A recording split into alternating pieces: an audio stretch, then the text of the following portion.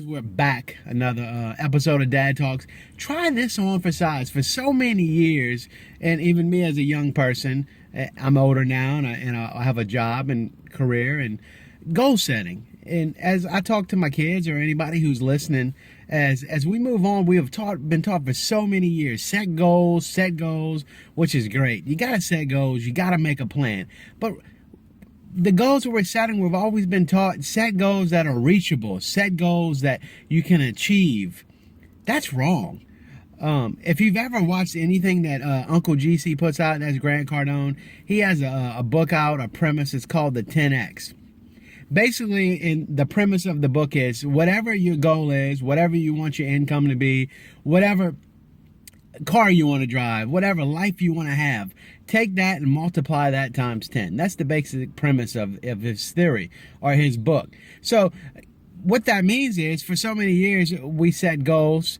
I want to be the #1 tennis player on my high school tennis team. Let's say that's a goal. Okay, and I'm going to do these steps to be the #1 tennis player.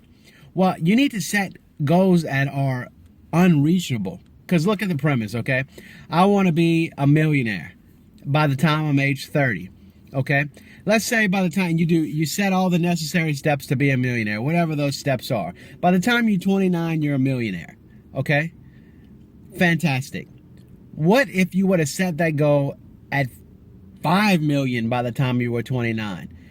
You failed, though. You didn't get to the 5 million, but you got to 3.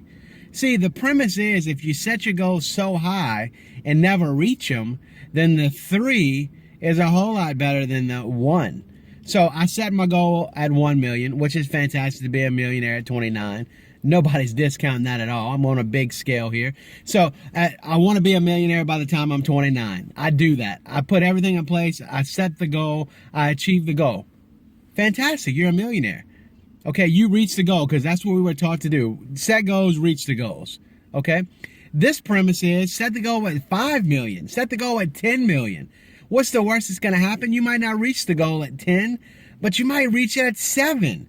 And so setting a goal too low, I mean, you might think 1's the goal. You hit it, fantastic. But setting the goal too, what if you could have done 5?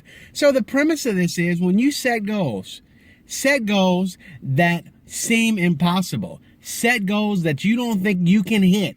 If you map out a plan, you will succeed. It might not be, in this example, the 10 million. You might say, my goal is to hit 10 million by the time I'm 29. But guess what? You hit 29 and you've made 6 million. Fantastic. See, the scenario is the 1 million goal you achieved at 29, which is fantastic. But in the other scenario, your goal was set for 10, but you only hit 7. So which one would you prefer? That's for you to decide. This is the concept for most people, an average-minded thinker. You're not going to understand this. It's not going to make any sense. I've talked to, once I read this, probably about a year ago, I learned about Grant Cardone's theory on the 10X, and I've told not thousands, but I've told hundreds of people that I know. I get excited about this information, and most people go, that doesn't make any sense. Why would you set a goal that you couldn't reach? Because we have been programmed to do that. You got to think outside of the box here. I mean, if you rewatch this a couple times, go check out some of Grant Cardone's stuff. Read the 10X book. It might never sink in, but I guarantee you, I mean, if you think about this, 10 is a whole lot better than 1, okay? So I set my goal for 10. 10X'd it. But I only achieved 7. I'm a lot happier. Either way, both scenarios are successful, but 7's a lot bigger than 1. Thanks for joining us. Subscribe. Reach out to us if you have questions. Stay tuned. Talk to you soon.